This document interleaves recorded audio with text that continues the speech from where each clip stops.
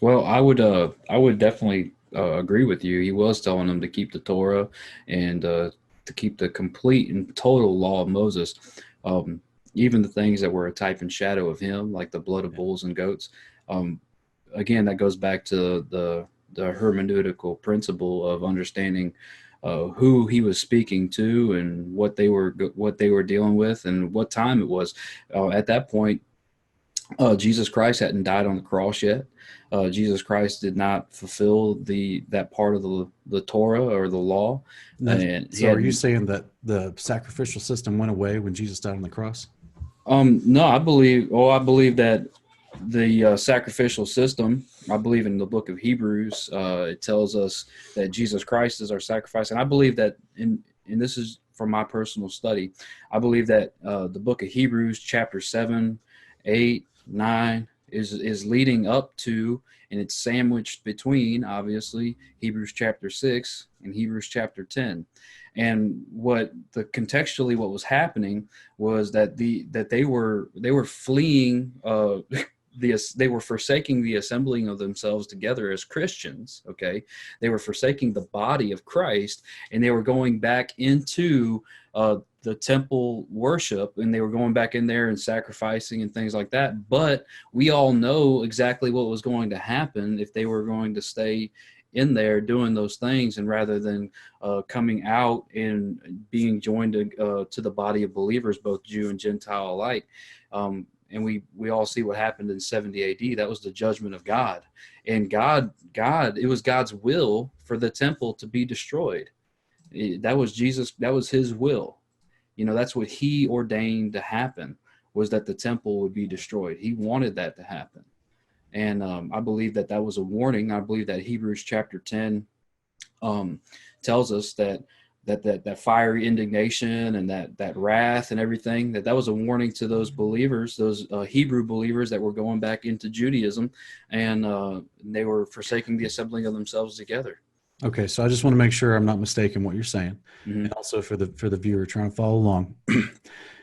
So, are you saying that after Yeshua died and was resurrected and ascended to the Father, Mm-hmm. that his disciples were instructed to no longer go to the temple and offer sacrifices like they're supposed to do for, the feast of Passover and feast of Sukkot, feast of Shavuot for their own sins, for sin atonement, for Well, guilt offerings, and I believe that Hebrews chapter 10 kind of tells us a little bit about that, where he says, "For the law, having a shadow of good things to come, and not the very image of those things, can never, with those sacrifices which they offer year by year continually, make the comers thereunto perfect. For then would they not have ceased to be offered." So he's asking this question: if they could make you perfect, wouldn't they have ceased to be offered? Yeah, and the answer is yes. If that sacrifice could make you perfect, then you wouldn't have to do it year after year after year. well, okay. Isn't chapter 9 and 10 talking about the priesthood and not the regular person? Because there's different laws for the high Right, and priests and what they had to there's different sacrifices. Yeah, I believe that this is probably talking about the year. It is talking about the yearly sacrifice, where he would go Okay. into the holy holies once a year, And the priests make atonement for the themselves had sins to of the make people, atonement for themselves and their families with the blood of bulls and goats before they can make atonement for the general the assembly people. for That's the right. for the people. Okay. The reason why I say that is because from what you just read, and I'll be, I want to be real with you, right? From what you just explained, from my question, a lot of people might get the understanding that you're saying we don't have to do sacrifices anymore, right? That they're all Yeah, done away at theirs because I Jesus did what he did. I don't believe in the sacrificial system anymore. Okay. I'm not going to So, sacrifice a lamb or a right. bull or a goat. And I think there's a context to that, just as is explained in the Old Testament, that it was to be done by a priest who's ordained by the Father, and in a temple that has his name in it.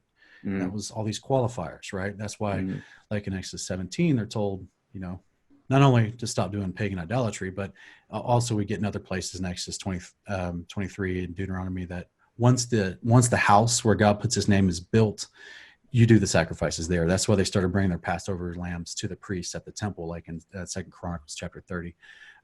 So there's a context to where the mm. sacrifices can be done and by whom they can be done. It's not by us. I'm not a Right. Levite priest, right? I'm not of a descendancy of Aaron through Zadok. So Mm, But when I look here in Acts 21, this is after the death and resurrection and ascension of Yeshua. We see the disciples, and I'll just read these few verses, and I'll get your opinion on this real quick. Yeah, go ahead. It says, and this is Paul talking about when he's coming back from his journey from Ephesus, and he's going for the Feast of Shavuot. He's coming back for Shavuot to Jerusalem, and he says, and when we come to Jerusalem, the brethren received us gladly. And we're the brethren, meaning the disciples from the previous context, right? You already know this. I'm just helping the viewer catch up. Yeah. And when he had saluted them, he declared particularly what things God had wrought among the Gentiles by his ministry. And when they heard it, they glorified the Lord. And they said to him, thou seest, brother, how many thousands of Jews there are which believe, and they are all zealous of the law. And they are informed of them that you teach all the Jews which are among the Gentiles to forsake Moses, saying that they ought not to circumcise their children and neither to walk after the customs. What is this, therefore? The multitude must needs come together, for which they will hear that you have come. Do therefore this that we say to you. We have 4 men which have a vow on them. Take and purify yourself with them, and be at charges with them, that they may shave their heads, and all may know that those things which therefore they were informed concerning you are nothing, but that you yourself also walk orderly and keepest the law. Mm-hmm. As touching the Gentiles which believe, we have written and concluded that they observe no such thing, save only that they keep themselves from things offered to idols and blood and from strangled and from fornication. So Paul took the men, and the next day, purifying himself with them, entered into the temple to signify the accomplishment of the days of purification, until an offering should be offered for every one of them. Mm-hmm. Yeah. So we've got the disciples telling Paul, hey, man, we heard you're teaching people not to keep the law. Mm-hmm. He says, prove and that wrong. He says, no, he goes, no, I'm not. Yeah, I'm not doing right. that. He says, prove that wrong. Show us that you do keep the law. You do walk orderly. We got some other dudes that are doing a vow right now. Go do this vow with them. Mm-hmm. Part of this vow, this is from Numbers chapter 6. Right. This is a dedication vow. Well, it's also sometimes called the Nazirite vow. Yep. And they would offer an animal sacrifice to a priest at the temple after the days of purification. And this was an optional vow too, like somebody. Absolutely. But the point is, there's a priesthood, there's a sacrifice, there's a temple. Right. So this is after the ascension of Christ. We have the disciples saying, "We show us you keep the law. Prove it, and do it. But prove it by doing this with an animal sacrifice, with the priest at the temple." So this is where, and this is of course leads to him getting arrested while he's trying to do this, and he's falsely accused for not keeping the law while he's going there to do the details of the law, which is hilarious. So here we have the disciples in this passage repeating what they already instructed from Acts chapter 15 for new converts, that the 4 things from Exodus, Leviticus, Deuteronomy that they were to teach them, which are part of the law. Also, to go do something that specifically required animal sacrifices. So if you and I were alive during this time period, 20 years after the ascension of Christ, would we still offer sacrifices to priests at the temple as disciples of Yeshua? I would say yes, and I would also say this, that we are not alive then. We're alive in 2019. Sure. I'm just saying, what's the caveat for, and that's why I was saying the caveat is that the temple's gone and the priesthood's dispersed. So that's why we don't do animal sacrifices anymore at the temple. Right. But if those circumstances were still here, the law is eternal. The commandments are eternal. Yeshua didn't abolish the law. He taught us to keep it. So this is where we see some of these ideas taken out of context from a lot of people. I'm not saying that you're doing that. No, you're good. Just saying that this is what we run into all the time when we have these conversations, is you see, oh, well, look, laws is type and shadow, so its substance is fulfilled in Christ, so therefore you don't have to do it. And you're like, wait a minute. When Yeshua comes back, he promises that he's going to raise you from the dead, and he's going to give you a heart that keeps his law forever. Yep. It's in Jeremiah 31, 33, and 34, and Ezekiel chapter 37, 17 through 24, Enoch chapter 5, 6 through 9, Deuteronomy chapter 31 through 8. It's in a whole bunch of places, right? And at this moment, you're going to do his law forever. That's how you're an actual priest in this royal Melchizedek priesthood. That's how you're a priest under the authority of our high priest, Jesus. And all the survivors of the nations of the day of the Lord, after the big battle of Armageddon and everything else happens on the day of the Lord, they're also going to be taught the law as well, as Isaiah 2:2-5 says. Also Zechariah chapter 14, verses 15 through 19, specifically when it comes to things that are not a part of the Ten Commandments, things that are not part of common sense, stuff that you have to actually be told and taught, which is like the Feast of Tabernacles. So, and what happens during these feasts? You bring forward animals and you sacrifice them as a part of your worship. So this wasn't for atonement. It was simply for worship. And this is the part I think a lot of people miss, is they think that all sacrifices only had to do with atonement. And that's not the law. Right. They had different sacrifices for different things. And like you said, most Christians, they're not going to even realize that or know that. Now, I will say this. A couple things that I was thinking while you were talking. The first thing is, as far as what's applicable to me and you today, the temple laws and ordinances, that's not applicable to me and you today. Yeah, you're not priests, and there's no standing temple. And there is no standing temple. However, I will say this: there's a very real caution that we need to take, because as Christians, now as a Christian, I'm going to tell you what I believe. I believe that there's going to be a third temple built, right, before the return of Christ, okay, and that the Antichrist is going to stand in the temple and do those things. Now, if a person believes that, well, the only reason we don't keep these sacrifices and do these sacrifices is because there's no temple, we need to be really careful, because once that third Antichrist temple is built over there, you're going to have a lot of well-meaning, ignorant Christians thinking that they need to go over there and sacrifice some kind of thing in the temple. And you need to be careful, because that's not legit. You know what I mean? Amen, brother. You know, I actually did an entire 2-hour show on that topic on another channel one time, where I was trying to explain to them exactly what you're saying.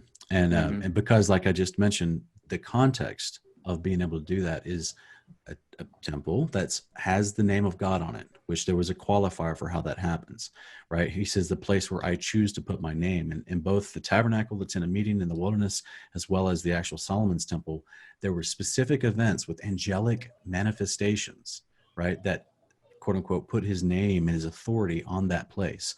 And then there was also a ordained priesthood that was ordained of God. And so we have people over there now saying that they're a part of a Levitical priesthood and that they're going to want to build another temple. And they're actually shipping in people from Ethiopia that are true descendants of Levites. Right. Here's the problem. The covenant that was made with Levi, reinforced with Aaron, and then reinforced with Zadok, was for a specific line of Levites through the descendants of Aaron down through Zadok. It wasn't just for any Levite. So already what's going on today in Israel is they are trying to build a third temple, like you said, and they're bringing in people that are not qualified for this position to minister like this. So this is why in Isaiah 66, when Yeshua returns, he says in verses, I think it's 19 to 21, he chooses new Levites and priests because he knows who's actually going to be qualified for that. But like you said, it is a great deception. Hey, have you ever thought about in Book of Revelation, you know, where it says the false prophet? He says that he has to do all lying signs and wonders to convince people to worship the beast. Yeah. You know that one of those lying signs and wonders is calling down fire from heaven. Yep, that's right. You ever thought about why? Too. Probably to burn whatever's on the altar in the sacrifice. Because that's in the tabernacle, the tent of meeting, and in the temple of Solomon. You would have fire from heaven dropped to inaugurate the temple. Ooh, man, that's crazy. Wow. Right? Talk about a deception that deceives many. Man, people will fall for that in a heartbeat. That's right. Oh, you got to I mean, even if it's not some sort of magic, even if it's just simply a plane flying overhead with a laser, they, you know what I'm saying, that they shoot down, or just a balloon satellite just hovering. You know. Who knows? I personally believe in the miraculous, and I believe that God is going to allow Satan to operate within his power. Sure. I mean, Babylon has been doing magic since its infancy. Like magic's a real thing as far as the dark arts and what they learned. Spiritual powers. Yeah, it's not good. So anyway, I just think that's kind of a side tangent. But that's interesting because I'm totally on board with you, brother. And this is why I love having these conversations, because I want people that are following Torah who have misunderstandings about what people that are, their brethren that they left a church, right? And they didn't have these conversations with them before they left the church, to realize how much commonality you have and understanding. And then also on the other side, I hope that those who are still in the church who think, what are those crazy Torah keepers thinking they're out there sacrificing goats in their backyard? And that's not happening either. You know what I'm saying? So like, there's just a lot of misunderstanding on both sides. We're brothers and sisters in Christ.